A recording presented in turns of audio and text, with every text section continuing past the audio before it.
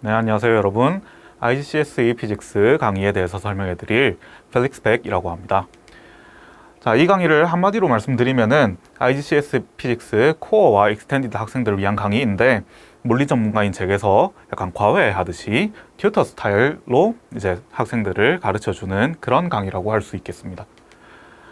자, IGCSE에 대해서 설명해 드리기 전에 우리가 물리를 왜 배워야 되는지를 먼저 설명을 한번 드리려고 합니다. 왜냐하면은 이 이제 강의를 들으시는 분들 중에, 인트로를 들으시는 분들 중에 피직스를 들을지 말지 고민하는 분들도 계실 것 같아서 우선 피직스에 대한 얘기부터 먼저 해보려고 하는데요. 우리가 피직스를 공부하는 이유는 우주를 이해하고 그 다음에 우주에 대한 모델을 세워서 예측을 하기 위한 그런 이제 과정을 원하기 때문에 물리를 배우고 있습니다. 그래서 물리를 배우게 되면 펀더멘털 로스와 모델링 그리고 프레딕션에 대한 내용들을 배울 수 있게 되는데, 이 과정에서 자연스럽게 로지컬하고 아날리티컬한 띵킹을 배우게 됩니다. 그러니까 비판적으로 사고하고 그 다음에 분석하는 그런 사고 방식을 배울 수 있다는 거죠. 뿐만 아니라 물리는 화학이랑 그 다음에 생물 이런 것들을 배울 때도 약간 기반함처럼 사용되기 때문에 화학이나 물리를 선택한다고 해서 그런 학생들이 있거든요. 나는 물리가 싫고 수학이 싫으니까 화학이나 생물을 하겠다, 그런 친구들이 있는데, 사실은 나중에 올라가게 되고 뭐 대학을 가게 되고 이렇게 되면은 화학이랑 생물을 한다고 해도 물리를 피할 수가 없어요. 반대로 말하면 물리를 좀 잘하면은 화학이나 생물을 공부할 때 조금 더 쉽게 수월하게 이해를 할 수가 있는 그런 장점이 있을 수 있다는 거죠. 그래서 물리는 과학의 어떤 배드락 같은 기반함이 되는 그런 과목이다. 그래서 배우면 좋다라는 얘기를 드리고 싶고, 그 다음에 약간 개인적인 장점이라고 생각하는데, 물리를 배웠다고 하면 다들 약간 좀 똑똑하게 봐요. 물리했구나 하면서 약간, 그래서 조금 더 똑똑해 보일 수 있고 사람들한테 좋은 인상을 줄 수도 있는 그런 장점도 있다, 이렇게 말씀을 드리고 싶습니다. 그래서 물리를 공부하면 이렇게 비판적인 사고방식 그리고 우주를 다루는 근본적인 그런 물리 법칙들을 알 수 있고, 다른 과목 화학이나 생물에도 도움이 된다, 이렇게 이해하시고 이제 물리 공부를 조금 해보시면 좋을 것 같습니다. 다음으로 IGCSE에 대해서 설명을 해드릴 건데, IGCSE는 International General Certification of Secondary Education인데, 이제 중등교육 과정에 대한 어떤 국제적인 증명 과정, 이런 내용입니다. 특징으로는 인터내셔널하게 이제 통용되는 어떤 표준적인 시험이라는 특징이 있고, 그다음에 실러버스가 확실하게 있다는 특징이 있습니다. 그리고 이 IGCSE를 하면 조금 이따가 좀 설명을 드릴 건데, A레벨이나 IB로 가는 어떤 스태핑 스톤이 될 수 있는 그런 커리큘럼이라고 생각하시면 되겠습니다. 어떤 시험이 있냐면은 코어랑 익스텐디드로 나뉜다고 했는데, 맨 처음에 코어는 페이퍼 1, 페이퍼 3 그리고 페이퍼 5나 6을 선택해가지고 시험을 치고 성적을 C에서 G 정도까지밖에 받지 못합니다. 대신에 내용이 조금 쉽고 뭐 시험 구성 자체는 익스텐디드, 뒤에 설명드릴 익스텐디드랑 거의 비슷해요. 근데 이제 쉬운 대신에 성적을 조금만 받을 수 있다. 익스텐디드는 코어에서 커버하는 범위와 그 다음에 익스텐디드 토픽들을 모두 포함해서 범위가 좀 더 넓고 그 다음에 조금 더 어려워요. 대신에 A 스타 등급부터 E 등급까지 이렇게 더 높은 등급의 그 성적을 받을 수가 있습니다. 페이퍼를 2랑 4를 선택하고 5나 6 중에서 하나를 선택하는 이런 이제 코어랑의 차이점이 있겠습니다. 중등교육 과정을 이제 고민하시는 분들 중에 IGCSE랑 IB의 중등교육 과정인 MIP 요거를 이제 고민하시는 분들이 계시는데, 뭐 차이점이 어떤지 이런 거를 물어보시는 분들이 계시는데, 단적으로 얘기하면 IGCSE는 시험 중심의 그런 과정이라고 생각하시면 되고, MIP는 어떤 탐구하고 뭐 이제 프로젝트 기반의 그런 과정이라고 생각하시면 됩니다. 그래서 IGCSE는 실라버스를 기반으로 해서 시험을 체계적으로 준비할 수 있는 그런 과정인데, MIP는 어떤 프레임워크에 가깝습니다. 그래서 어떻게 이제 탐구를 시킬 것이고 어떻게 프로젝트를 진행을 시킬 것이고 이런 것들을 이제 해주는 가이드라인에 가까운 것이 MIP입니다. 그래서 MIP는 조금 선생과 학교의 재량에 맡겨지는 부분이 있어요. 그래서 이게 좋은 선생과 좋은 학교를 만나면은 사실 좋겠지만 그게 안 될 경우도 있고 뭐 그런 경우들이 있어가지고 MIP에서는 조금 놓치는 부분들이 있을 수가 있어요. 학교에서 MIP를 배운다고 해도 조금 놓치는 부분이 있을 수가 있는데 IGCSE는 디테일한 실러버스를 기반으로 시험을 준비하는 것이기 때문에 놓치는 부분 없이 하나하나 개념들을 다 살펴볼 수가 있어가지고 MIP 수업을 수강하는 학생들이라고 하더라도 IGCSE 요 강의에서 다루고 있는 IGCSE 범위의 강의를 듣는 것을 추천드리는 바입니다.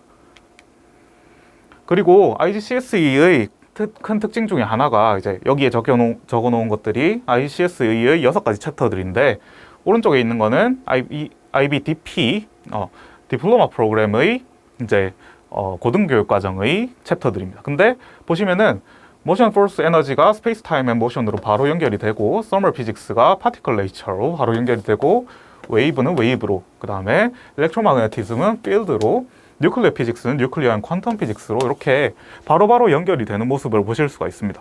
그래서 IGCSE는 IB를 생각하시는 그 분들이라고 하시더라도 이렇게 바로 챕터가 연결되고 있기 때문에 IGCSE를 공부하시면은 IB 쪽으로 넘어가는데도 굉장히 큰 도움이 되실 거라고 생각합니다. 그리고 실제로 IGCSE가 DP 쪽을 많이 이렇게 닮아가고 있고 서로 영향을 받으면서 커리큘럼이 수정되고 있거든요. 그래서 DP를 준비하시는 분들도 IGCSE를 들으시면 굉장히 도움이 될 것이라고 생각합니다.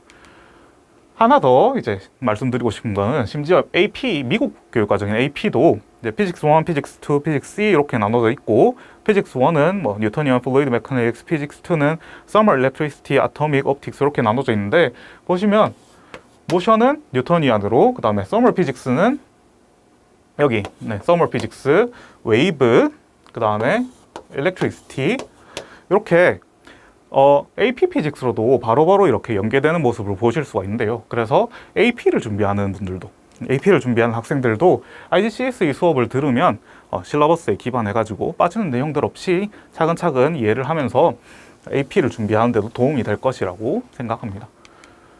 그래서 이 수업은 결과적으로 누구를 위한 수업이냐 하면은 IGCSE랑 MIP 같은 이런 중등교육 과정을 공부하고 있는 학생들 혹은 공부를 할 학생들, 시험을 준비한 학생들을 위한 수업이고 IBDP 피직스나 아니면은 미국의 하이스쿨 AP 피직스를 준비하는 학생들 뭐 이제 올라가서 미국에서 뭐 유럽에서 고등학교 교육 과정을 들어야 되는데 내가 물리가 약하다, 물리를 너무 많이 까먹었다 뭐 이런 이제 학생들이 있을 수가 있어요. 그런 학생들을 위해서 들어도 괜찮다.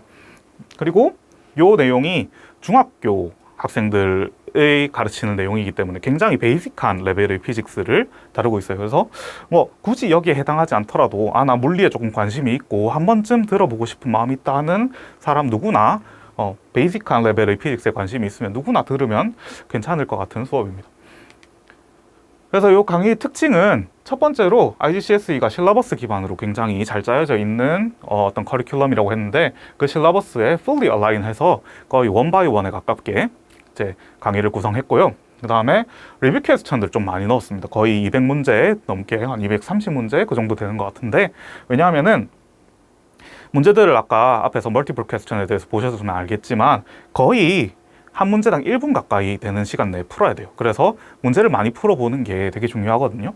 그래서 200문제 정도 되는 거를 과거 시험 문제에 기반해가지고 문제를 풍부하게 넣었고, 그 다음에 스토리텔링을 통해가지고 이제 그냥 개념만 설명해주고 문제 풀어라고 하면 재미없잖아요. 그래서 왜 이 내용을 배우는지, 그리고 일상생활에서 이게 어떻게 쓰이는지에 대한 얘기를 먼저 이제 시작하면서 해주면서 흥미를 조금 유발을 했고, 잉글리시 터미놀로지를 다 쓰면서 유럽이나 미국에서 공부를 할 때 사실 용어가 어려워서 공부하기 힘들어하는 학생들도 분명히 있거든요.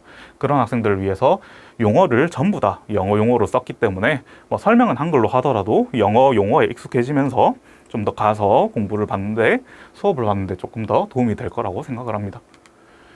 그래서 사용한 자료들은 IGS 실러버스 원바이 원으로 이제 다 체크를 하면서 수업 자료를 준비했고, 그 다음에 러너스 가이드랑 피직스 텍스트북, 그리고 지난 페이퍼 이런 것들을 참고해가지고 자료를 얘네를 베이스로 이번 강의 자료를 준비했습니다.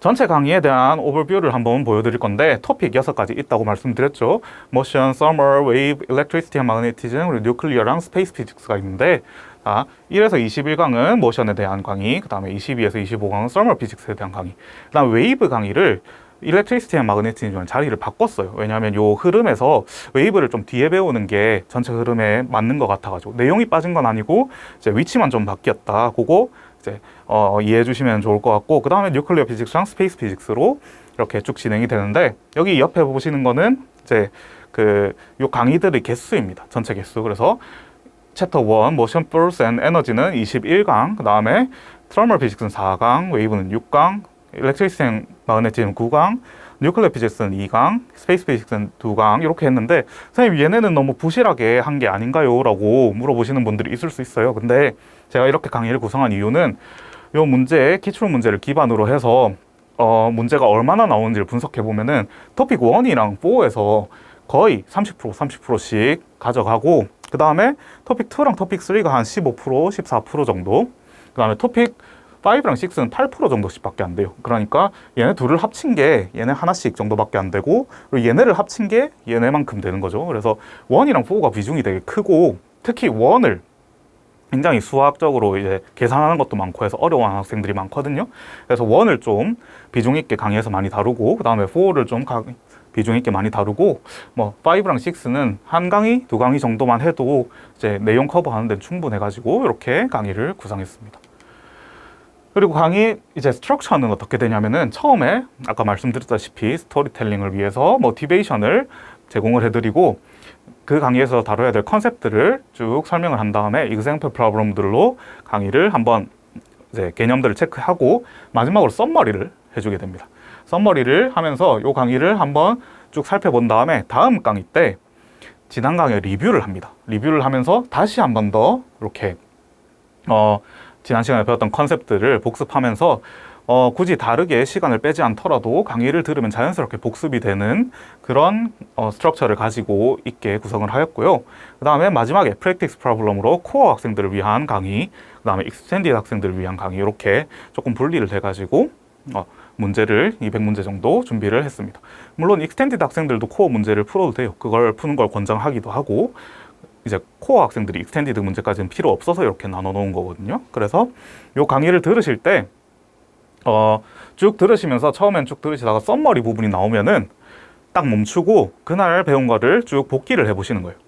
그렇게 해보고 제가 설명드리는 거랑 여러분이 이렇게 복기한 거랑 그거랑 이렇게 비교를 해보고, 아, 내가 이 부분을 빠뜨렸구나, 이 부분은 내가 이해가 좀 덜 되었구나 하고 복습을 한 다음에 다음 시간에 리뷰를 할 때 키워드를 보고 다시 그 내용이 떠오르는지를 확인을 하면 자연스럽게 복습이 되면서 이제 물리를 탄탄하게 공부를 할 수가 있게 될 겁니다. 그래서 지금까지 이렇게 IGCSE 피직스에 대해서 설명을 드렸고, 이렇게 다양한 장점들을 모아놓은 강의이기 때문에 여러분이랑 함께 수업을 할 수 있으면 좋을 것 같습니다. 그러면은 저희는 다음 시간에 강의에서 직접 만나 뵙는 걸로 하겠습니다. 여기까지 펠릭스 백이었습니다. 감사합니다.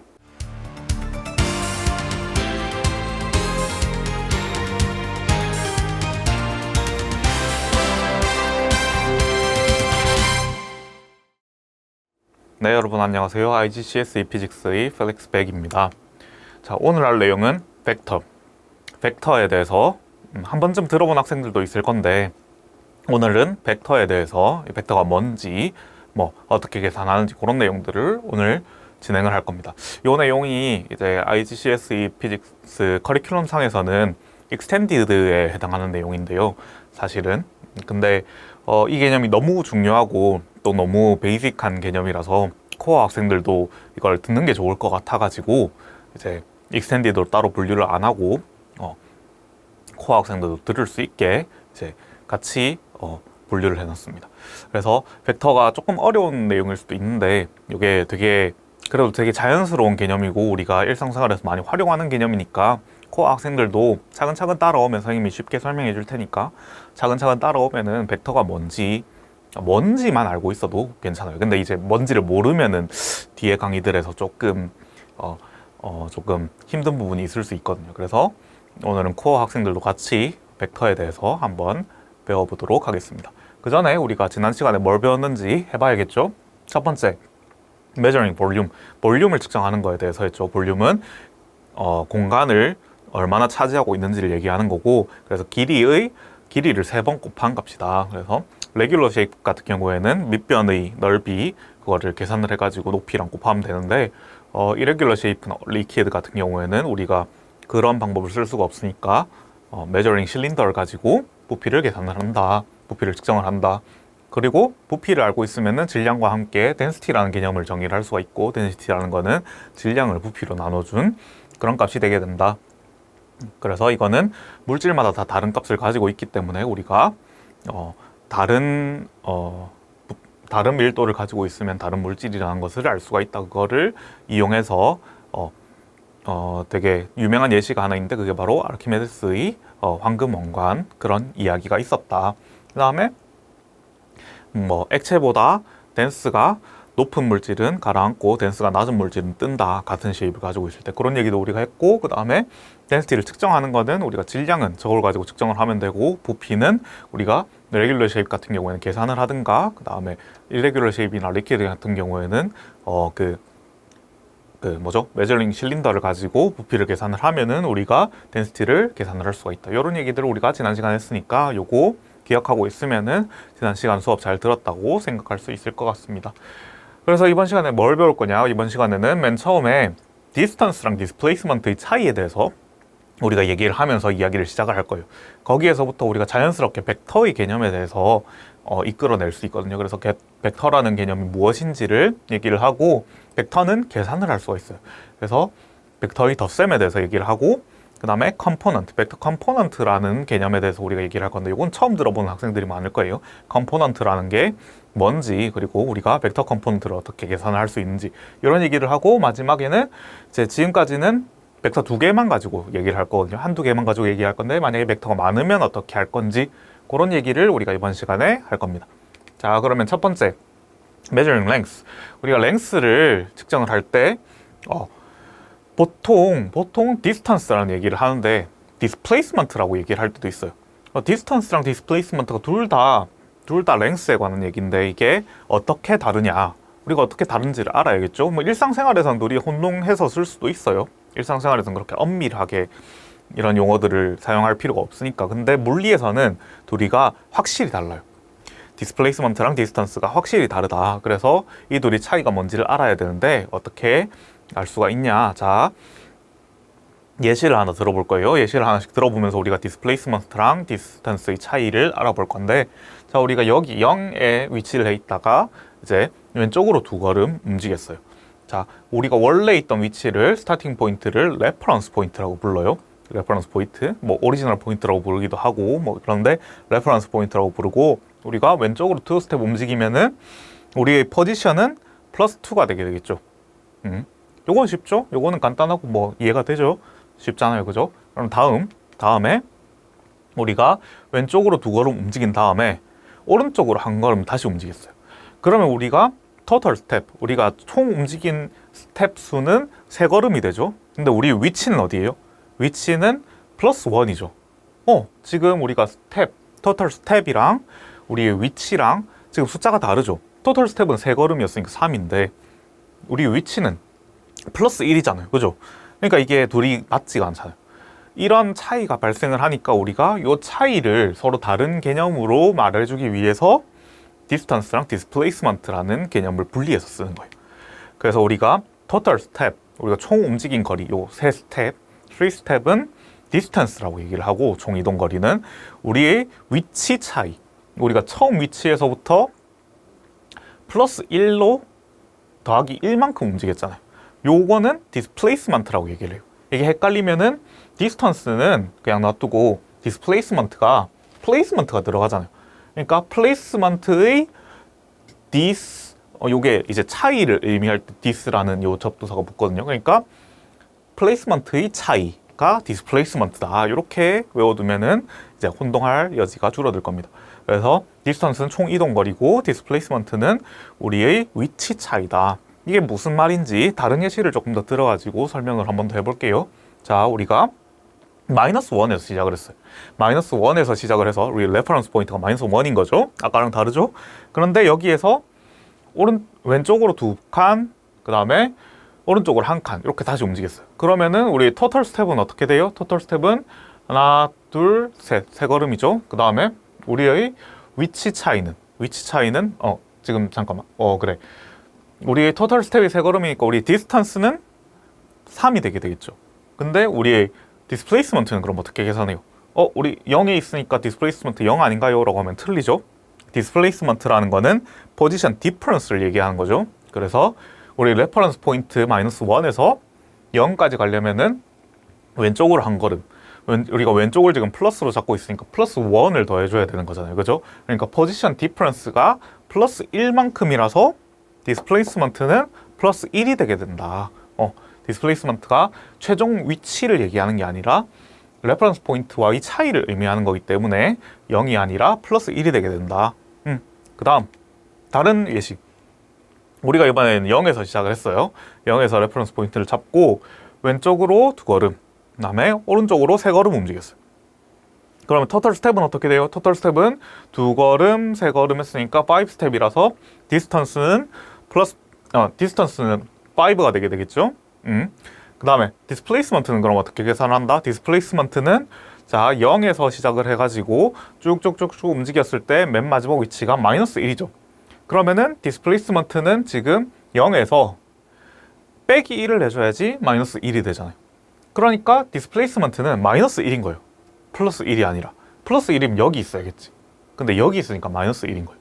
그러니까 이게 무슨 말이냐면 디스플레이스먼트는 마이너스가 될 수 있다는 소리예요. 마이너스가 뭘 의미한다? 방향을 지금 의미하고 있죠. 그러니까 지금 디스플레이스먼트라는 거는 방향에 대한 정보를 마이너스 안에 포함을 하고 있고, 그래서 마이너스 값을 가질 수가 있다.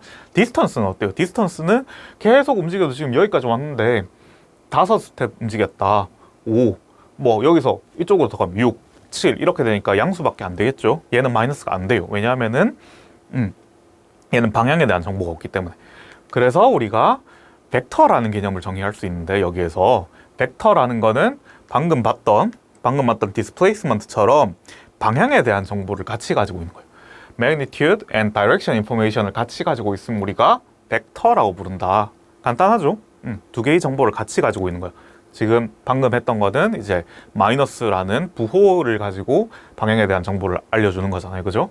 그래서 디스플레이스먼트는 magnitude랑 direction을 같이 가지고 있기 때문에 벡터 퀀티티다. 벡터 퀀티티가 뭐뭐 있냐면 우리가 앞으로 배울 건데 force, weight, 그 다음에 velocity, acceleration, moment 이런 것들이 다 벡터 퀀티티다. weight가 벡터 퀀티티인 게 조금 의아할 수 있어요. 근데 이거는 우리가 조금 더 이제 force를 배울 때 weight에 대해서 weight가 뭔지, mass랑 뭐가 다른지 이런 것들을 할 거기 때문에 요건 궁금증이 생기면은 굉장히 좋은 호기심인데 조금만 넣어두면은 이제 다음 강의 때 이제 우리가 같이 얘기를 해볼 거예요. 그러니까 조금만 기다려주고 이제 요런 개념들을 우리가 차근차근 배울 건데, 이런 개념들이 다 벡터라서 우리가 코어하는 학생들한테도 이제 벡터가 뭔지를 알려줘야겠다고 선생님이 생각을 한 거예요. 왜냐면은 벨로시티도 배워야 되고 엑셀러레이션도 배워야 되거든요. 아무튼 그래서 이제 벡터라는 거는 양과 방향을 함께 가지고 있는 거를 얘기를 한다. 그러면 네, 안녕하세요 여러분, IGCSE 피직스의 펠릭스 백입니다. 자, 오늘 할 내용은 챕터 7 force, 힘에 대해서 할 거예요. force, 힘이라는 내용, 힘이라는 말 되게 일상생활에서 여러분이 많이 쓰는 얘기죠. 뭐 힘을 받았다, 힘이 든다, 뭐 힘을 준다 이런 얘기들을 많이 하는데, 물리에서 말하는 force라는 게 뭔지 그거를 이제 우리가 이번 시간에 차근차근 배워볼 예정입니다. 그 전에 우리가 지난 시간에 뭐 배웠는지 해봐야겠죠. 지난 시간에 How to draw a velocity time graph, velocity time graph를 어떻게 그리는지를 우리가 지난 시간에 했어요. 그래서 X축은 보통 시간으로 놓고 Y축은 속도로 놓은 다음에 이제 각 시간마다 velocity를 측정을 해가지고 우리가 velocity time graph를 그릴 수가 있죠. 그래서 velocity time graph를 그려서 각각 상황에 따라서 어떤 상황이었죠? initial velocity가 없을 때 가속도만 initial velocity만 있을 때를 먼저 했죠. initial velocity가 있을 때 우리가 속도의 정의를 가지고 물체가 어떻게 얼마나 움직이는지 디스턴스를 계산을 했었고, 그 다음에 initial velocity가 없고 가속도만 있을 때 물체가 어떻게 움직이는지, 그 다음에 initial velocity가 있고 그 다음에 가속도가 있을 때 어떻게 물체가 움직이는지, 그 다음으로 했던 게 가속도의 방향과 초기 속도의 방향이 반대일 때를 우리가 했었어요. 그래서 무슨 상황이죠? 우리가 뒤로 가는 상황이었죠. 뒤로 가는 상황에서 가속도가 마이너스 값이면은 얘가 어떻게 움직이는지, 그리고 이니셜 벨로시티가 있고 가속도가 반대 방향일 때 얘는 또 어떻게 움직이는지, 뭐 예를 들어서 앞으로 쭉 갔다가 가속도가 이제 뒤로 있으니까 점점 천천히 갔다가 멈춘 다음에 다시 뒤로 이렇게 움직이는 그런 경우에 대해서 우리가 했어요. 그런 상황에서 우리가 벨로시티 타임 그래프를 그려서 디스턴스를 계산을 할 수가 있었고, calculating total moving distance. 그 다음에 우리가 여기에서 이퀘이션을 뽑아냈었죠. 이퀘이션을 뽑아내서 그래프에서 이퀘이션의 각각의 항들이 의미하는 게 무엇인지 그걸 우리가 했었고, 그 다음에 이퀘이션 기억이 나나요? 이퀘이션 적어보면은 디스턴스는 디스플레이스먼트는 V0t 플러스 2분의 1 AT 제곱이었죠. 요 공식 하나로 우리가 모든 벨로시티 타임 그래프에 대한 설명을 할 수 있다는 걸 우리가 알 수 있었어요. 그래서 뭐 이니셜 벨로시티가 없는 경우에는 V0가 0인 경우니까 2분의 1 AT 제곱이다. 그 다음에 가속도가 없고 속도만 있는 상황에서는 A가 0이니까 D equal V0t 요런 상황이다. 이런 걸 우리가 지난 시간에 이렇게 차근차근 배워봤습니다. 그래서 뭐 벨로시티 타임 그래프를 가지고 뭐 면적을 계산해서 디스플레이스먼트를 계산해도 되지만 이게 가끔 헷갈리는 경우가 있으니까 우리는 이퀘이션을 쓰는 게 가끔은 더 편할 경우가 있다. 이런 얘기들을 우리가 지난 시간에 했어요. 그래서 이걸 기억을 잘 하고 있으면은 지난 시간 수업 잘 들었다고 할 수 있을 것 같고, 이번 시간에 할 거는 우리가 What is force? force가 뭔지에 대해서부터 데피니션을 먼저 얘기를 하고, 그 다음에 이 force에 대해서 이제 굉장히 큰 공헌을 한 그런 과학자가 거의 이제 역학의 큰 대부, 큰 아버지라고 할 수 있어요. 그런 분이 뉴턴 선생님이죠. 뉴턴 선생님이 이제 포스에 대해서 법칙 3개를 이렇게 만들었는데 그게 1, 2, 3법칙, 이게 뭔지 그걸 해볼 거고, 그다음에 마지막으로 중간에 이제 마찰력이라는 개념이 나오는데 마찰력이 뭔지에 대해서 우리가 살펴볼 예정입니다. 자, 그러면은 시작을 해보죠. What is force? force가 뭔데? force가 뭐냐? 우리가 아까도 말했듯이 뭐 힘들다, 힘준다, 뭐 힘을 가한다 이런 얘기들을 많이 하는데, 물리에서 force는 interaction that change the motion, shape or size of an object. 그러니까 물체의 운동을 변화시키거나 아니면 모양을 변화시키거나 아니면은 사이즈를 변화시키거나, 뭐 예를 들어서 페트병을 찌그러뜨린다든가 아니면은 이렇게 공을 굴린다든가 뭐 아니면은 종이를 찢는다든가 이렇게 운동을 변화시키거나 모양을 변화시키거나 그 다음에 사이즈를 변화시키거나 요런 물체를 변화시키는 그런 모든 것들을, 그런 상호작용을 force라고 해요. 그리고 대표적으로 지금 우리가 이번 시간에 배워볼 거는 change the motion이에요. change the motion이라는 말은 무슨 말이죠? 우리가 지금까지 배웠던 거를 잘 생각을 해보면은 motion이 변한다는 말은, 멈춰있던 애가 움직인다는 말은 걔한테 뭐가 생긴 거죠? 속도가 생긴 거예요. 그래서 change the motion means change the velocity예요. 그럼 velocity가 변한다는 말은 뭐예요? velocity의 변화는 우리가 뭐라고 했죠? velocity의 시간 변화는 acceleration이죠. 그래서 force라는 거는 근본적으로 acceleration이랑 관련이 있는 거예요. 요거 딱 기억을 해두면 돼요. force라는 거는 근본적으로 acceleration이랑 관련이 있다. 얘는 change the motion을 하는 거기 때문에 shape랑 사이즈를 바꾸는 것도 이제 나중에 가면 하겠지만, 오늘 할 거는 change the motion에 관련되는 거라서 이제 acceleration이랑 근본적으로 관련이 있다. 이렇게 이해를 하고 있으면 됩니다. 그럼 이거를 우리가 측정을 해야 될 거잖아요. 우리 맨 처음부터 측정에 관한 얘기를 했죠. 유닛과 메저먼트. force는 어떻게 측정을 하는데? 라고 하면은 제일 기본적으로 측정을 할 수 있는 게 용수철을 가지고 측정할 수 있어요. 스프링 가지고. 요게 지금 용수철 저울의 대표적인 예시거든요. 여기 안에 지금 용수철이 들어있고, 이걸 어디 걸어 놓은 다음에 여기 밑에 줄을 달면은, 지금 옆으로 누워 놓은 상태지만 이렇게 세웠다고 생각을 해보세요. 그러면은 줄을 달면 얘가 이렇게 쭉 늘어나겠죠. 그런 게 지금 용수철 저울이라고 하는데, 만약에 force가 우리가 살살 잡아당기면 용수철이 조금만 늘어나겠죠. 그리고 우리가 세게 잡아당기면 용수철이 크게 늘어날 거잖아요. 그 늘어남의 정도, 요 용수철의 길이 차이를 가지고 우리가 힘을 얼마나 가했는지를 알 수가 있다. 그래서 용수철을 가지고 우리가 힘을 측정을 한다. 이 힘을 측정을 하는 실험, 대표적인 실험을 한번 볼게요. 요게 이제 힘을 측정하는 대표적인 실험인데, 요 용수철이 아까 있던 요 용수철 저울을 세로로 해놓은 거예요. 이제 알아보기 쉽게 스프링처럼 만들어 놨죠. 그 다음에 요 노란 색깔이 스탠드예요. 스탠드에 자를 하나 세워요. 자를 하나 세운 다음에 거기에 용수철을 걸어요. 용수철을 걸어서 자를 가지고 용수철을 우리가 그냥 그 여기에 뭔가 힘을 가하지 않았을 때, 물건을 매달지 않았을 때 그때의 용수철의 길이를 먼저 측정을 해요. 한 요 정도 되겠죠. 그 다음에 세컨드 스텝으로 우리가 뭔가를 힘을 줘야 돼요. 근데 우리가 이렇게 당기는 것보다는 뭔가 질량이 있는 거, 뭔가 무거운 걸 이렇게 용수철자루에 걸면은 얘가 이렇게 쭉 늘어나겠죠. 우리가 당기는 거나 우리가 뭘 걸어가지고 이렇게 추 같은 걸 걸어가지고 용수철이 늘어나는 거나 똑같이 늘어나는 거니까. 그래서 우리가 이렇게 추 같은 걸 걸면은 용수철이 늘어나서 힘을 받게 되고 용수철이 늘어나게 되죠. 그래서 요 늘어난 용수철의 길이를 측정을 하는 거예요. 이렇게 한 번 하면은 뭔가 아쉬워. 한 번 한 건 뭔가 아쉬우니까 우리가 여러 번 하는데 이제 그 추의 무게를 바꿔가면서 처음에는 뭐 1kg짜리를 걸었다. 그 다음에 얘의 1kg짜리를 걸었을 때 스프링이 늘어난 정도를 측정한다. 2kg짜리를 걸었을 때 스프링이 늘어난 정도를 측정한다. 3kg을 걸었을 때 스프링이 늘어나는 정도를 측정한다. 이렇게 쭉쭉쭉쭉쭉 측정을 할 수가 있어요. 그렇게 하면 우리가 힘을 변화시킴에 따라서 용수철이 길이가 얼마나 변했는지를 측정하게 되는 거죠.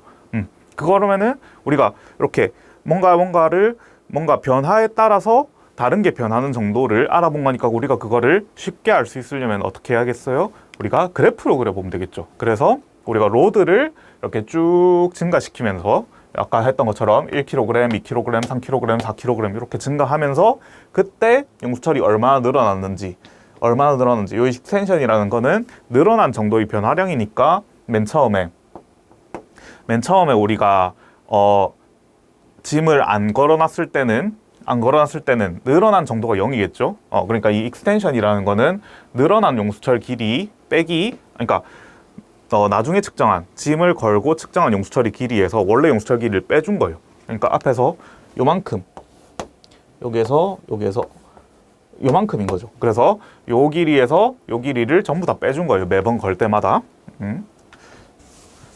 그 익스텐션을 이렇게 쭉 해주면은 그래프가 어떻게 생겼어요? 그래프가 이렇게 쭉 선형으로 생겼죠. 그러니까 우리가 뭔가를 걸 때마다 용수철이 이렇게 일정한 비율로 늘어나게 된다. 이런 걸 알 수가 있죠. 그래서 요거를 우리가 뭐라고 부르냐면은 로드 익스텐션 그래프라고 부릅니다. 그래서 우리가 힘은 용수철을 가지고 측정을 할 수가 있고 그걸 측정한 그래프를 우리가 뭐라고 부르냐? 로드 익스텐션 그래프라고 부른다. 그리고 로드에 따라서 익스텐션이 뭘 말하죠? 힘을 말하는 거죠. 힘이 일정하게 증가를 한다. 요거 알아두면 되겠습니다. 자, 그리고 우리가 한 가지 더 알아야 될 개념이 있는데 net force라는 개념을 알아야 돼요. net force라는 게 뭘까? net이라는 단어를 뭐 그물 이런 걸로 들어봤을 건데 이제 물리에서 사용하는 net이라는 거는 모든 걸 합한 그런 걸 의미해요. 그래서 자, force라는 건 벡터 퀀티티예요. 왜 그렇죠? 우리가 힘을 어디로 얼만큼 줄지를 우리가 정할 수 있잖아요. 네, 안녕하세요 여러분. IGCSE 피직스의 펠릭스 백입니다. 자, 오늘은 챕터 22 키네틱 티어리에 대한 이야기를 할 거예요. 처음 들어보는 말이죠. 키네틱은 뭐 키네틱 에너지 할 때 들어본 거죠. 티어리는 뭔지 알죠? 이 이론. 근데 키네틱 티어리라는 말은 처음 들어볼 거예요. 키네틱 티어리라는 게 뭔지에 대해서 이번 시간에 쭉 한번 같이 살펴볼 겁니다. 이번 시간부터는 좀 이제 챕터가 달라지는 느낌이에요. 섹션, 어떤 주제가 달라지는 느낌이에요. 지금까지는 우리가 뭐 힘, 그 다음에 속도, 가속도, 힘, 일, 에너지, 파워 이런 것들에 대해서 쭉 했죠. 이런 것들 이제 실러버스 상으로는 섹션 1에 해당하는 내용이었고 이번 시간부터는 IGCSE 피직스 실러버스 상의 챕터 2에 섹션 2에 해당하는 그런 내용들을 우리가 이제 다뤄볼 겁니다. 그래서 조금 새로운 마음가짐으로 강의를 또 새로운 시작이라는 느낌으로 강의를 들어보면 괜찮을 것 같아요. 그 전에 이제 마지막 마무리로 우리가 지난 시간에 뭐 했는지, 익스텐디드 학생들을 위해서 뭘 했는지 한번 복습을 해볼게요. 우리가 에너지 리소스들을 다 살펴봤었는데 그 에너지 리소스들의 그 원본이 에너지 리소스들이 또 에너지를 어디서 변화를 시켜 왔는지를 우리가 살펴봤어요. 근데 이제 달 때문에 생기는 조석 간만의 차를 이용하는 타이덜 에너지도 있었고, 그 다음에 뉴클리어 피션 에너지, 뉴클리어 핵분열 에너지를 이용하는 그런 뉴클리어 에너지와 그 뉴클리어 퓨스 에너지와 그 다음에 지오서멀 에너지가 있었죠. 근데 그거 말고 대부분의 에너지들은 다 태양에서 에너지를 변환시켜 가지고 들고 오는 거다. 그런데 그럼 태양은 에너지를 아무것도 없는 무에서 유를 창조하는 거냐? 그것도 아니다. 태양은 어디에서 에너지를 끌고 온다? 질량에서 에너지를 변환시켜서 우리한테 주고 있는 거다. 그래서 그 질량에서 에너지를 변환시키는 과정이 뉴클리어 퓨전이고, 뉴클리어 퓨전을 다이렉트를 활용해 가지고 우리가 에너지를 만들어내는 과정을 우리가 연구를 하고 있다. 이렇게 에너지 리소스에 관한 내용을 정리를 했었고, 그 다음에 우리가 efficiency랑 그 flow 다이어그램에 대한 이야기를 에너지 시간에 했었는데, 그걸 조금 더 심화해가지고 쉔키 다이어그램이라는 걸로 우리가 너비를 통해서 직관적으로 에너지가 얼마나 빠져나가는지를 이해를 할 수 있었고, 그 다음에 efficiency의 공식 input 에너지 분의 output usable 에너지 곱하기 100% 이렇게 우리가 지난 시간에 했었다. 그래서 이렇게 우리가 메카니컬한 파트들 아까 말했던 속도, 가속도, 힘, 뭐 에너지, 워크, 파워 이런 얘기들, 뭐 모멘텀 이런 것도 했었죠. 이런 얘기들을 우리가 싹 정리를 할 수 있었고, 이번 시간부터 할 거는 매터에 관한 얘기를 조금 할 거예요. 그래서 어떤 물질들이 어떻게 구성이 되어 있고 그런 얘기들 우리가 이번 시간부터는 좀 해볼 겁니다. 그래서 state of matter, matter의 상태 우리가 물질들을 분류를 하면은 어떻게 분류를 할 수 있는지에 대해서 할 거예요. 스포일러를 좀 하면은 세 가지 고체, 액체, 기체 우리가 주변에서 많이 볼 수 있는 그거에 대해서 우리가 이번 시간에 쭉 할 겁니다. 그래서 키네틱 시어리라는 걸 가지고 우리가 고체, 액체, 기체를 설명할 건데, 키네틱 시어리가 뭔지, 그리고 그걸 가지고 고체, 액체, 기체를 어떻게 설명할 수 있는지를 얘기할 거고, 그 다음에 properties of each state, 우리가 그 고체, 액체, 기체의 프로퍼티를 우리가 알고 있어요. 뭐 고체는 딱딱하고 액체는 뭐 좀 흘러가고 이런 거 할 수 있는데, 그거를 키네틱 티어리를 이용하면은 그 프로퍼티가 왜 생기는지 알 수 있거든요. 그래서 고체, 액체, 기체의 어떤 키네틱 티어리 모델을 이용해서 프로퍼티를 설명한다. 그리고 브라우니안 모션이라는 게 있어요. 브라우니안 모션은 브라우니안 모션이 뭔지, 브라우니안 모션이 왜 생기는지를 또 키네틱 티어리를 가지고 설명을 한다. 그리고 이게 이제 키네틱 티어리를 뒷받침하는 근거 중 하나가 되거든요. 그래서 브라우니안 모션에 대한 이야기를 할 거고, 마지막으로 가스가 우리가 압축할 수도 있고 팽창시킬 수도 있죠. compression of gas and expansion of gas를 또 키네틱 티어리를 가지고 설명을 할 거다. 그래서 오늘 메인은 키네틱 티어리라서 이번 강의 제목이 키네틱 티어리인 거고, 처음부터 차근차근 하나씩 살펴봅시다. state of matter, 아까 고체, 액체, 기체 있다고 했죠. solid, liquid, gas. 이거 뭔지 다 알죠? 알죠? 사실 다 아는 거잖아, 그죠? solid는 뭔가 딱딱한 거, 이런 것들, 그치? 그 다음에 liquid는 뭐 물 마실 때 페트병 안에 들어있는 물, 뭐 음료수, 이런 것들 다 liquid잖아요. 가스는 뭐예요? 우리가 공기 중에 있는 이런 가스, 아니면 헬륨 가스, 뭐 도시가스, LPG 가스, 이런 것들 다 가스라고 부르죠? 이렇게 다 아는데, 걔네가 뭔지 정확하게 설명해봐라 라고 하면은 또 하기 힘들어요, 그죠? 걔네가 솔리드, 딱딱한 거요. 왜 딱딱한데? 리퀴드는 딱딱한 리퀴드는 없나? 그럼 리퀴드는 흘러가는 거예요. 그럼 가스도 흘러가는 건데, 가스도 흐를 수 있는데, 그러면은 가스도 리퀴드인가? 뭐 조금 애매하죠. 그래서 우리가 얘네를 딱 구분지어서 설명을 할 수가 있는 어떤 모델이 필요해요. 그 모델이 뭐냐면은 바로 키네틱 시어리예요. 그래서 과학자들이 솔리드랑 리퀴드랑 가스의 운동을 설명할 수 있는 어떤 모델을 디벨롭했는데, 그게 바로 키네틱 시어리고, 이 모델은 물질을 어떻게 설명하냐면 물질이 아주 작은 입자들로 구성이 되어 있다고 얘기를 하는 거예요. 그 입자를 우리가 뭐라고 부르냐면은 몰리큘이라고 불러요. 몰리큘들로 우리가 그런 몰리큘이라고 불리는 입자들로 분자라고 하거든요. 분자라는 입자들로 모든 물질이 구성되어 있고, 그 분자들이 어떻게 배열되어 있는지, 얘네가 얼마나 가까운지 뭔지, 이런 것들이 이제 그 물질의 상태를 결정한다 라고 얘기를 합니다. 그래서 이거를 우리가 뭐라고 부르냐면은 키네틱 시어리라고 불러요. 그래서 키네틱 시어리를 가지고 앞에서 말했던 고체, 액체, 기체를 어떻게 설명하는지를 우리가 이번 시간에 해볼 겁니다. 자, 첫 번째 고체. 고체는 뭐냐면은 요 동그란 흰 색깔 동그라미 하나씩이 다 몰큐울이에요. 몰큐울들이 이렇게 굉장히 가까이 붙어 있는 거예요. 굉장히 가까이 붙어 있어서 서로 묶여 있는 정도로 가까이 붙어 있다. 그래서 굉장히 이제 인터모lecular force를 가지고 서로 굉장히 가까이 붙어 있고 굉장히 강하게 묶여 있다. 그래서 얘네는 움직일 수가 없어요. 얘네는 위치를 바꿀 수가 없어. 위치를 바꿀 수가 없고 할 수 있는 건 여기 제자리에서 흔들흔들 하는 것 정도밖에 안 돼요. 그러니까 어떻게 된다? 모양이 일정한 거죠. 위치를 바꿀 수가 없으니까. 이 상태 그대로 있을 수밖에 없는 거야. 얘를 밀어도 얘네가 같이 밀리고 이렇게 되니까 fixed shape and volume을 가질 수밖에 없다. 그 다음에 컴프레션이 되겠어요, 안 되겠어요?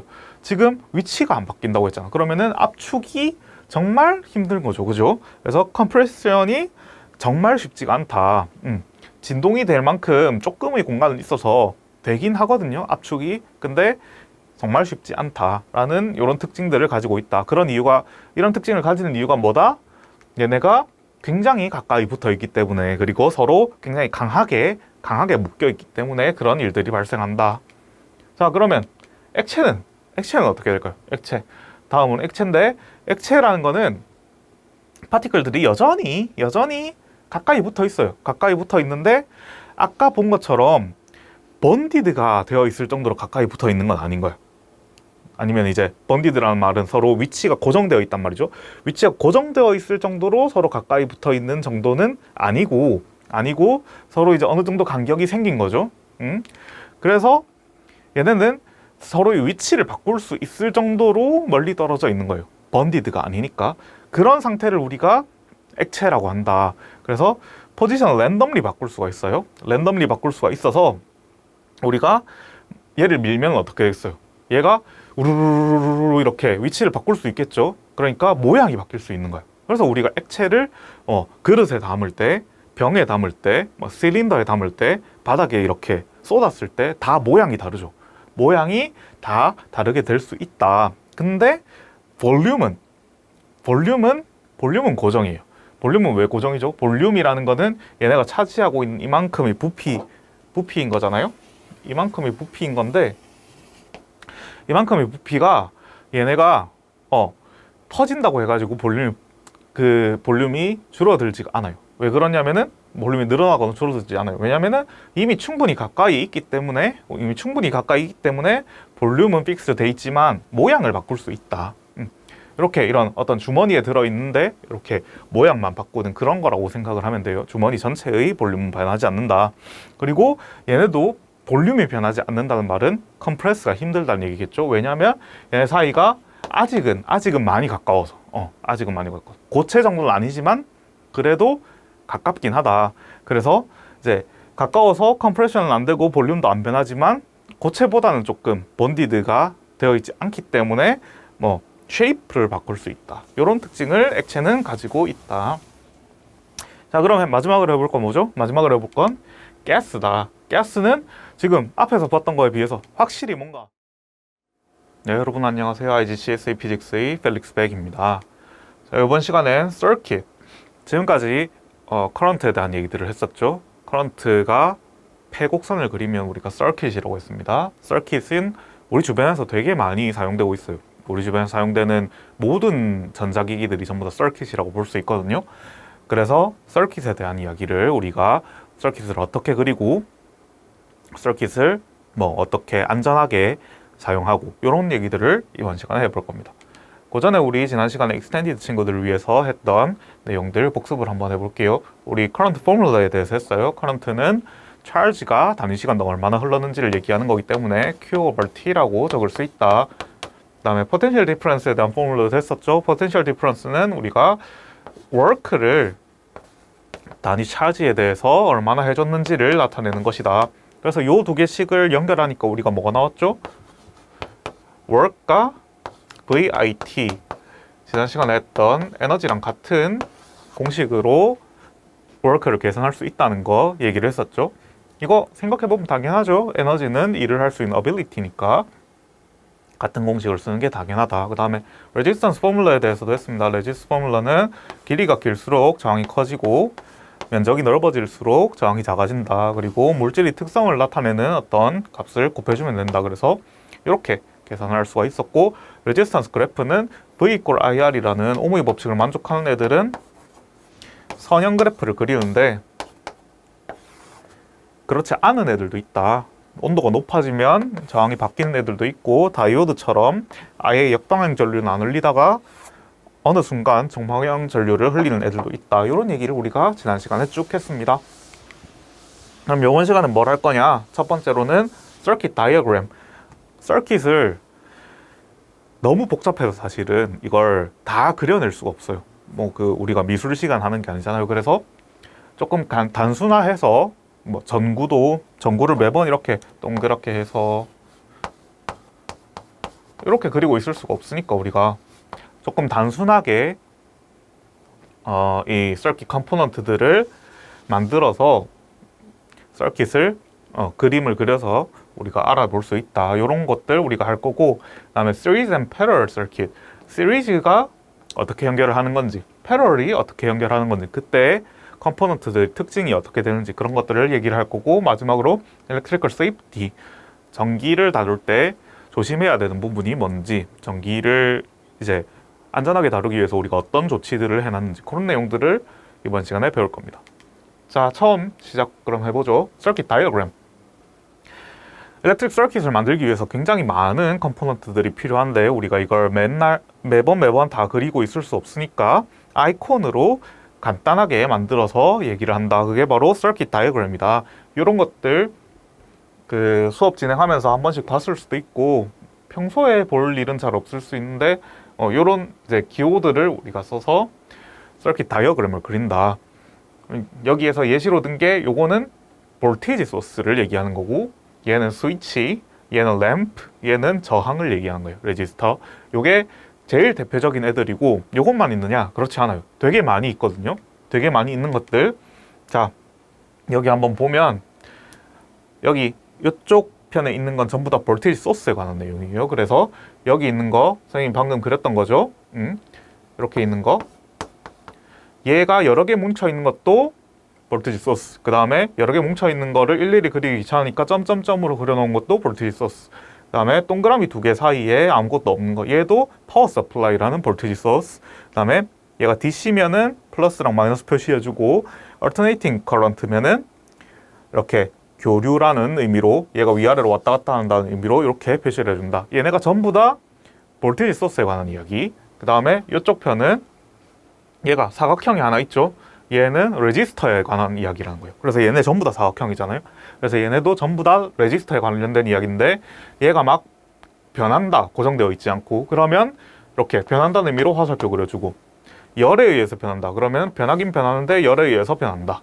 빛에 의해서 변한다, 그러면 빛을 받아서 뭔가 변한다. 히터, 요거는 저항이 여러 개 연결되어 있는 느낌이라고 생각하면 돼요. 저항은 일렉트리컬 에너지를 빛이나 열 에너지로 바꿔주는 그런 역할을 한다. 열로 바뀌는 경우가 많으면 이렇게 히터로 표시를 해주고, 포텐셜 디바이더도 저항의 일종인데 얘는 조금 이따 배울 거예요. 포텐셜을 나눠주는 역할을 해요. 그래서 얘도 이렇게 뭔가 바뀌는 느낌 이렇게 해주면 되는데, 여기서 사실 선생님이 생각할 때 제일 알아야 되는 거는 선생님 앞에서 말해줬던 요거 셀, 저항, 포텐셜 디퍼런스를 주는 일렉트릭 소스, 그 다음에 레지스터, 픽스드랑 바리에이블 레지스터, 뭐 요 정도만 알고 있어도 뭐 크게 무리는 없을 것 같아요. 이렇게 세 개는 꼭 기억을 해주면 좋겠고, 그 다음은 또 이상한 것들이 많이 있어요. 요거 스위치는 선생님이 방금 해줬죠. 얘는 꼭 기억을 해야 돼요. 스위치는 많이 있으니까.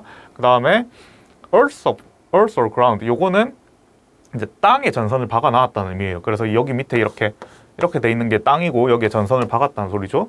요거는 조금 이따 또 일렉트릭 세이프티에서 설명을 할 거니까 지금은 넘어가고, 정션, 이거는 전선이 서로 이렇게 연결되었다는 그런 단순한 의미예요. 그 다음에 램프는 빛을 내는 거죠. 모터는 전기를 주면은 얘가 회전을 하고 요런 것들. 그 다음에 트랜스포머랑 마그네타이징 코일은 지금 이번 시간에는 배우지 않을 거지만 다음 시간에 뭐 나중에 배울 거니까 요거는 지금은 넘어가면 될 것 같습니다. 마그네타이징이라는 거, 그 다음에 트랜스폼이라는 거를 지금 배우지 않았기 때문에 이런 게 있다는 거 정도만 알면 될 것 같고, 암페어, 볼트미터, 암미터, 볼트미터 요거는 했죠. 전류를 측정하는 거, 전압을 측정하는 거. 얘는 직렬로 연결해야 되고 얘는 병렬로 연결해야 된다는 그런 얘기들을 했는데, 이번 시간에 직렬, 병렬이 뭔지 한 번 더 살펴볼 거고, 다이오드는 지난 시간에 수업을 들었던 친구들은 알 거예요. 다이오드는 역방향 전류는 안 흘려주고 정방향 전류만 흘러주는 애들. 그래서 이렇게 화살표 모양으로 있는 거예요. 플러스에서 마이너스로만 화살표 방향으로만 전류가 흐른다. 반대 방향으로 흐르지 않는다. 요거를 알면 되거든요. 라이트 에미팅 다이오드. 요건 뭔가 나오는 것 같죠? 빛이 나오는 다이오드. LED. 줄여서 LED. 요게 LED거든요. 그다음에 퓨즈는 잘 끊어지는 애들이라서 이렇게 가운데 선이 있고, 얘는 조금 이따가 다시 배울 거고, 릴레이 코일은 스위치랑 비슷한 거예요. 스위치랑 비슷한 거고, 엘렉트리컬 벨은 벨이죠. 전기를 주면 약간 소리가 나는 거. 그래서 여기에서는 알아둬야 될 거, 스위치랑 얘 정도 알아주면 좋을 것 같고, 암페어 볼테지 미터 얘는 알아야 되고, 그 다음에 LED 다이오드 얘는 자주 쓰니까 알아두면 좋을 것 같습니다. 램프도 알아둬야 될 것 같고요. 그래서 다이오드, 램프 얘네는 뭐 라이트 에미팅 다이오드는 빛을 내는 애들, 그 다음에 얘는 측정하는 애들, 스위치는 전기를 흘렸다 끊었다 하는 애들, 얘는 안전을 위해서 하는 애들. 이렇게 알고 있으면 될 것 같습니다. 이렇게 많은 것들이 있는데 이제 천천히 보다 보면 익숙해질 거예요. 자, 그리고 시리즈 앤 패러럴이라는 개념에 대해서 해볼 거라고 했죠. 우리가 일렉트릭 컴포넌트를 연결을 할 때 그냥 이렇게 쭉 이어서 연결할 수도 있고, 그 다음에 얘네를 한 점에서 이렇게 쫙 나눠가지고 한 점에 여러 개를 연결할 수도 있겠죠. 그래서 쭉 이어서 연결하는 거를 우리가 시리즈라고 해요. 이건 뭐죠? 볼테지 소스, 배터리 같은 거를 이렇게 쭉 일렬로 연결한 거, 시리즈로 연결한 거. 여기는 저항을 시리즈로 연결한 거. 얘는 볼테지 소스를 위아래로 한 점에 두 개 연결한 거죠. 패러럴리 연결한 거. 얘는 저항을 패러럴리 연결한 거. 이렇게 알고 있으면 되는데, 이 시리즈랑 패러럴이 서로 다른 특징을 가지고 있어요. 그래서 우리가 다른 특징이 뭔지를 함께 알아볼 겁니다. 첫 번째, 일렉트로모티브 포스의 시리즈 연결이 어떻게 되느냐. 일렉트로모티브 포스를 시리즈로 연결하면 그냥 더하면 돼요. 더하면 되는데 방향을 고려를 잘 해가지고 더하면 된다. 자, 왼쪽 오른쪽 둘 다 5V짜리 3개를 직렬로 연결했어요. 근데 왼쪽은 15V라고 적어놨고 오른쪽은 5V라고 적어놨죠. 지금 뭐가 다르죠? 뭐가 다르냐면 가운데 얘가 반대 방향으로 붙어 있죠. 그러니까 얘는 지금 플러스 마이너스 플러스 마이너스 플러스 마이너스가 시리즈로 연결돼서 쭉 그냥 더하면 돼요. 펌프가 같은 방향으로 물을 계속 밀어주고 있는 느낌이죠. 근데 얘는 5V, 얘는 역방향으로 5V, 얘는 다시 5V니까 얘는 사실 마이너스 5V인 거예요. 그래서 5 더하기 마이너스 5 더하기 5 하면은 5V가 되는 거죠. 얘는 펌프가 이쪽으로 밀어주는데 얘가 반대 방향으로 밀어주는 거예요. 그래서 서로 상쇄가 되고 남은 얘 하나만 일을 하는 그런 느낌. 그래서 일렉트로모티브 포스를 시리즈로 연결되어 있는 걸 더할 때는 이렇게 방향을 잘 고려해서 덧셈을 해주면 된다. 반대 방향이. 네, 안녕하세요 여러분. IGCSA 피직스의 펠릭스 백입니다. 이번 시간 챕터 35부터는 웨이브라는 또 새로운 챕터에 대해서 배울 거예요. 우리 지금까지는 일렉트리시티, 그 다음에 마그네티즘에 대한 이야기 했죠. 선생님이 요 일렉트리시티 마그네티즘 파트 시작할 때 요 파트는 실러버스 상에서는 유닛 4에 해당하는데 웨이브가 유닛 3고 일렉트리시티 앤 마그네티즘이 유닛 4에 해당하는데 얘네를 순서를 바꿔서 할 거다. 왜냐하면 요 흐름이 선생님이 생각하기에는 일렉트리시티 앤 마그네티즘을 먼저 배우고 웨이브를 배우는 게 흐름에 맞을 것 같아서 선생님이 그 두 개를 위치를 바꿨다. 내용이 빠지는 건 아니고 그냥 흐름이 선생님이 생각하기에는 그게 더 나을 것 같아서 이제 흐름을 바꿨다라고 얘기했고, 그래서 오늘부터 시작하는 웨이브 강의는 실러버스 상에서는 유닛 3에 해당하는 내용입니다. 그래서 요거 참고하면 될 것 같고, 그래서 오늘부터는 웨이브에 대해서 배울 건데 그 전에 우리 지난 시간에 했던 거 마무리를 해봐야겠죠. 익스텐디드 학생들을 위해서 마그네틱 그 커런트를 흘렀을 때 마그네틱 필드가 생성되는 거, 그리고 마그네틱 필드 내에서 도선이 움직일 때 커런트가 생성되는 거, 그거에 대한 심화 과정을 조금 더 했어요. 마그네틱 이펙트 커런트 하면은 커런트가 흐를 때 여기 주변에 마그네틱 자기장이 생긴다. 그 세기는 전류를 세게 흘려주거나 아니면은 가까이 가거나 아니면은 요 도선의 뭐 감원 횟수를 늘려주거나 그렇게 하면은 키울 수 있다. 그 다음에 자기장이 생기니까 옆에 자석을 갖다 대면 힘을 받겠죠. 그 힘의 방향을 플레밍의 왼손 법칙으로 할 수 있고, 왼손이란 거 꼭 기억해야 돼요. 자기장에 의해서 힘을 받는 걸 왼손으로 할 수 있고, 엄지손가락이 힘의 방향, 중지손가락이 전류의 방향, 남는 검지손가락이 자기장의 방향이다. 요걸 활용해서 하는 게 DC 모터인데, DC 모터를 그냥 만들면 요 안에 있는 루프가 얼라인 되기만 할 뿐이지 회전하진 않는다. 그래서 우리가 꼼수를 써서 매 반바퀴마다 전류의 방향을 바꿔줘서 얘가 계속 회전할 수 있게 만들어줬다. 그 다음에 전류가 없을 때 이거는 자기장 내부에서 도선을 움직여주면 전류가 인듀스드 되는 걸 얘기하는 거죠. 그거는 인듀스드 되는 전류의 방향은 뭘로 한다? 반대손, 플레밍의 오른손 법칙으로 한다. 그래서 다른 건 똑같죠? 힘의 방향, 그 다음에 자기장의 방향 해주면은 전류의 방향이 나오게 된다. 요거를 활용하는 게 AC 제너레이터를 우리가 일상생활에서 우리가 제너레이터 자체를 볼 일은 없지만 전기를 쓰는 게 다 제너레이터에서 오는 거죠. 그 AC 제너레이터에 대한 원리를 설명을 했고, 이게 AC가 되는 이유도 설명을 했죠. 요 자기장 안에 코일 루프를 이렇게 만들어 놨을 때 요 루프가 자기장을 많이 커팅할 때 EMF가 많이 나온다. 그 다음에 자기장을 커팅을 많이 안 할 때 그때는 EMF가 많이 안 나온다. 그런 얘기 했습니다. 그 다음에 트랜스포머 얘기를 하면서 에너지 로스가 없으면 P = VI라서 프라이머리 코일이랑 세컨더리 코일에 흐르는 전력의 양이 같고, 그래서 이쪽에 전압이 높아지면 여기서 흐르는 전류보다 여기서 흐르는 전류가 낮아지고, 여기서 전압이 낮아지면 여기서 흐르는 전류가 높아진다. 이런 얘기를 했죠. 그걸 응용해서 우리가 발전소에서 집으로 전기를 보낼 때 왜 높은 전압으로 보내는지, 높은 전압으로 보내면은 전류가 줄어들게 되죠. 전류가 줄어들면 손실 전력이 I²R로 표현하는 손실 전력이 줄어들기 때문에 이득이 있다. 이런 얘기 우리 지난 시간에 했습니다.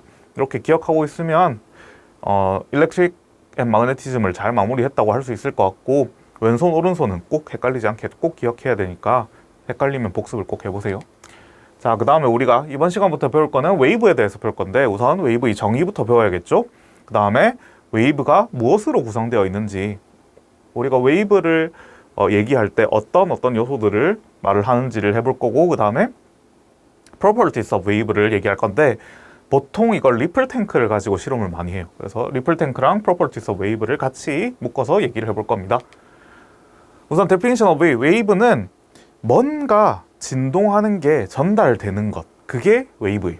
되게 추상적이죠. 뭔가 진동하는, 그러니까 periodic motion, 주기적인 움직임, 얘가 왔다 갔다 하는 게 전달이 되면 그걸 우리가 다 웨이브라고 합니다.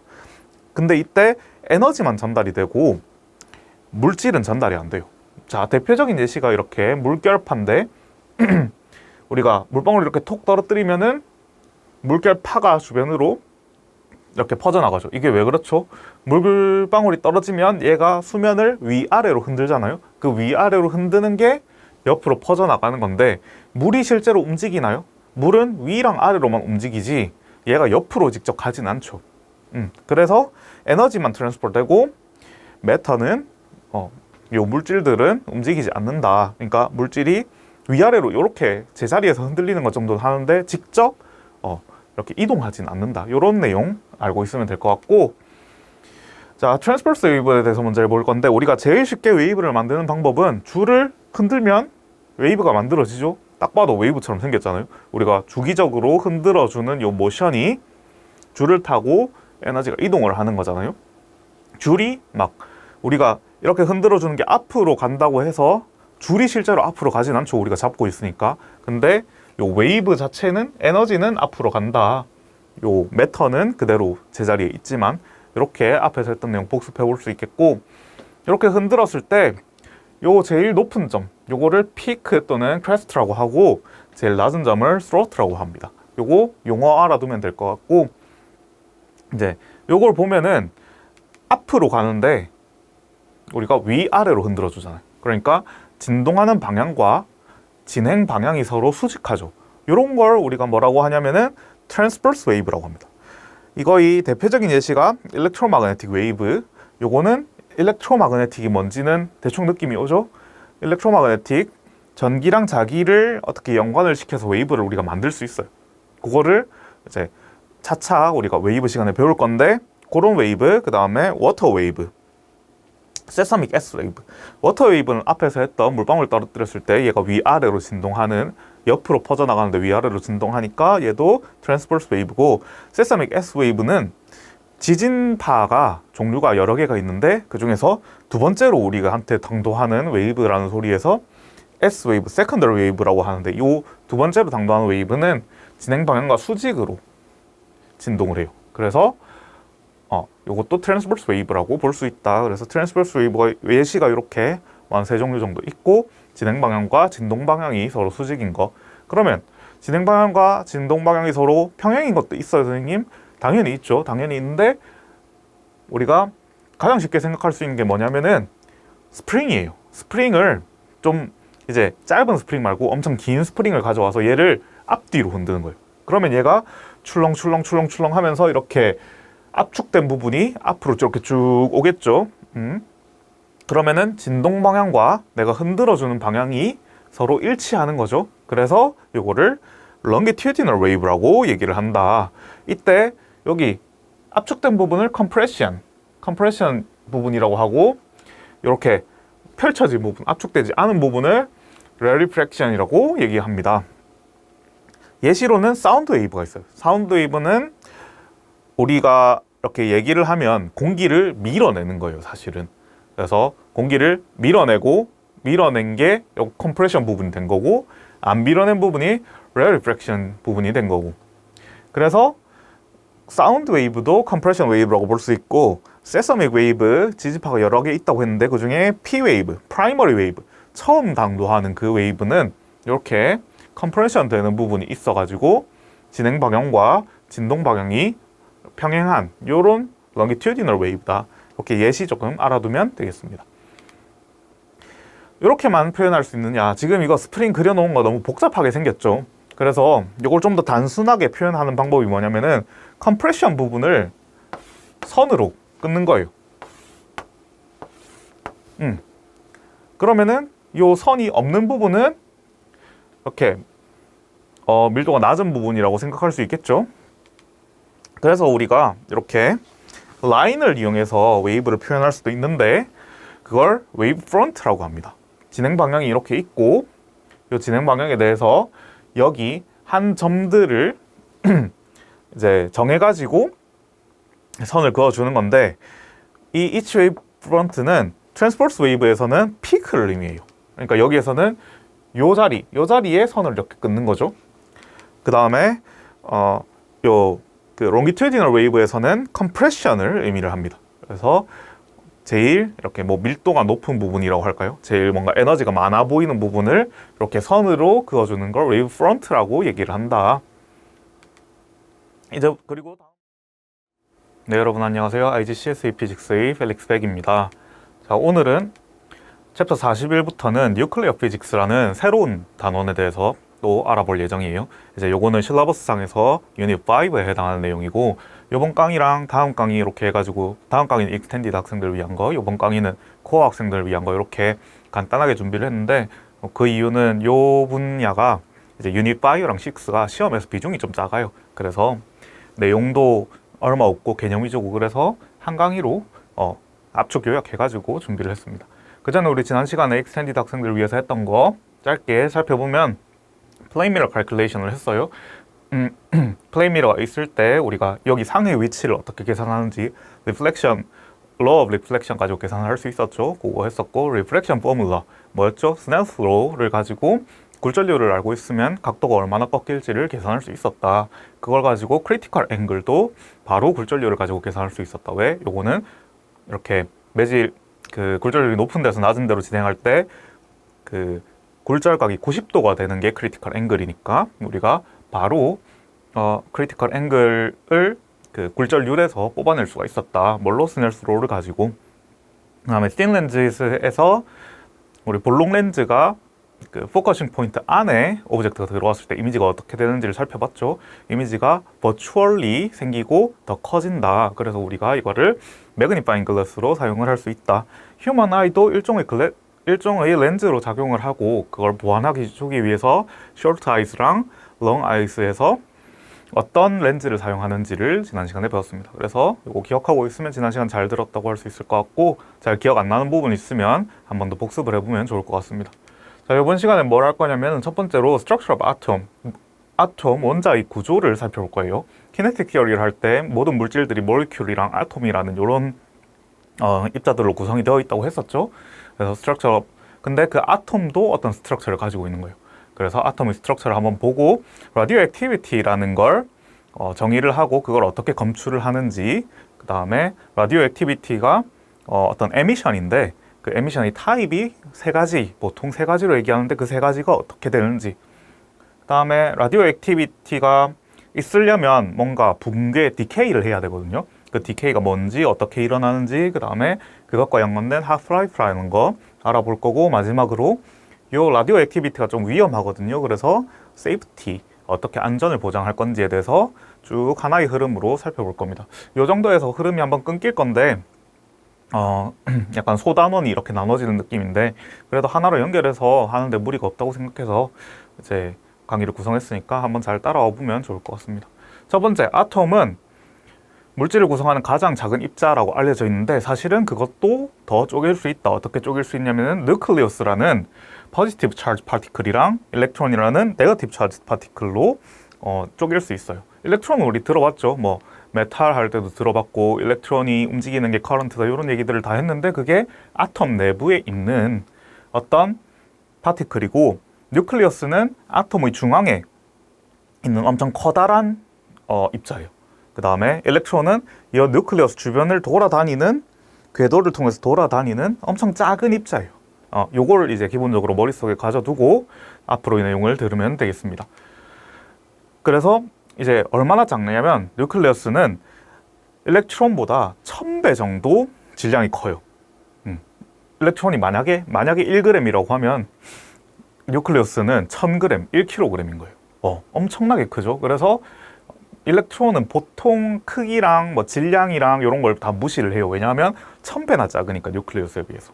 이런 거 기억을 해두면 되겠다.